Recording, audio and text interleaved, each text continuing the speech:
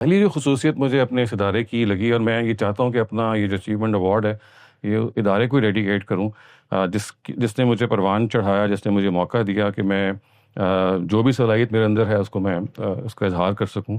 تو the first thing that I can talk about regarding Almawrid culture is کہ یہ it's a passion culture.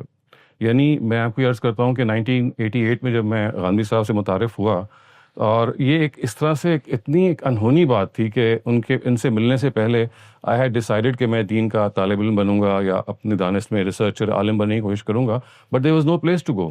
یعنی آپ کس کے پاس جاتے؟ مدرسے میں ہم لوگ جا نہیں سکتے تھے. انٹرنیشنل اسلامک یونیورسٹی زمانے میں بن رہی تھی لیکن وہ کوئی وائبل جگہ نہیں تھی. میں لاہور میں رہتا تھا. تو it was a sheer stroke of luck and a sequence of events that led me to استاذ، اور اس سے پہلے ان کے استاذ کے پاس.